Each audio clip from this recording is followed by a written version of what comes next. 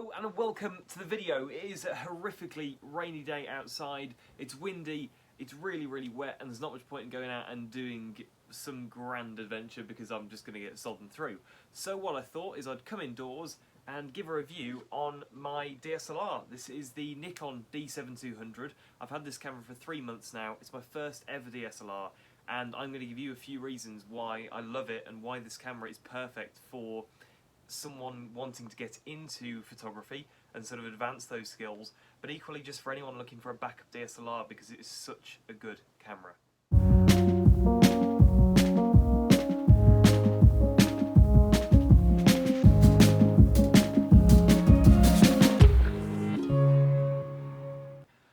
So as I said, I've had the Nikon D7200 just over 3 months now. I got it for my birthday, and because of that I had a bit of a budget on it, and I was looking at a DSLR, really wanted to get back into photography, take some brilliant photos.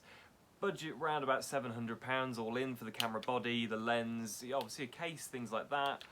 And really you're looking at a bit of a limited range when you're under that car wash of £700. I mean, it sounds like a lot of money, but you suddenly look at DSLRs and you go, yeah, you can spend thousands and thousands of pounds. But I tell you what, I couldn't be happier with how this camera performs, especially for my first DSLR as well. The quality of the photos which come out of it is just unbelievable. Now, slightly down to the lens, because this is a Sigma lens, they are very good and reliable. The laptop wants to tune in with the conversation there. It's got a lot of features on as well for your money, and it's got a really nice rear screen as well. That's pretty clear and crisp. You can see pretty much the photo you've taken on the back. It's not the highest quality, it's not high definition, but most of the time you'll come back, get them off the camera, have a look in your laptop, and you can see what you've actually taken. And because you can't fully see it on that back screen, you get back, you look at the laptop, and it's a pleasant surprise sometimes of how brilliant the photos are. So if anything, I find that quality screen on the back just pushes you to take better photos, just to go beyond. And by the time you look at the screen and go, oh, that's a good photo, you get back and look at the laptop and you go, wow, that is just incredible. A couple of features of the D7200. It's got 24.2 megapixels, which is quite a lot of those.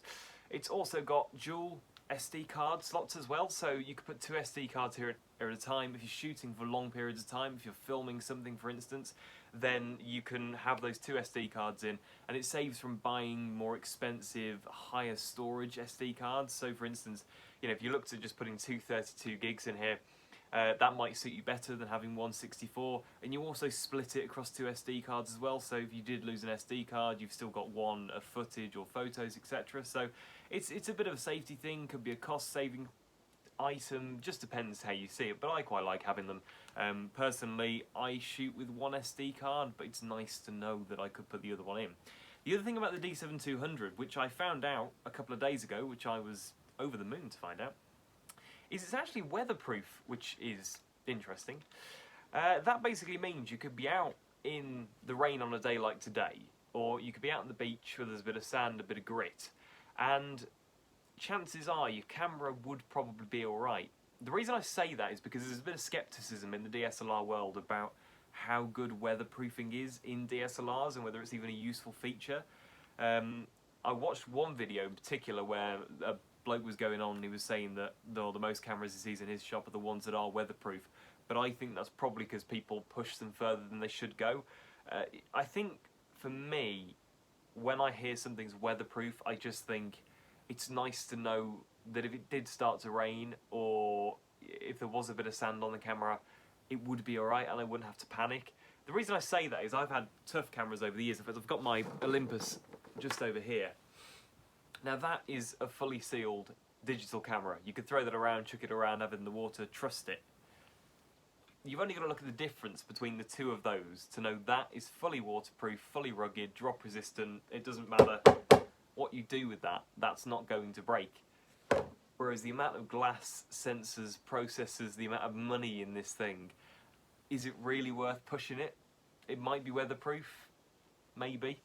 But as I said, it's kind of nice to know that you've got that potential to shoot in the rain if you wanted to. I'm not going to endorse it because I don't want comments on my video saying I've destroyed my Nikon D7200 after you told me to take photos in the rain, because I've got to be honest, I wouldn't. Another thing that's a bit of a noted feature about the Nikon D7200 is how good that flash is on top. It is very, very good. So I've just popped it into auto, and then all it does is pops up off the top of it. And then if I take the lens cover off, and I'll just hold my hand over so it should flash, you might be able to get a sense then of how bright it is. I took some photos the other night in a field. I had Chico with me, we were doing a bit of wild camp out. Took my DSLR with me, and he was frolicking around in the field in the dark, and I thought, right, let's test the flash out, let's see how good it is.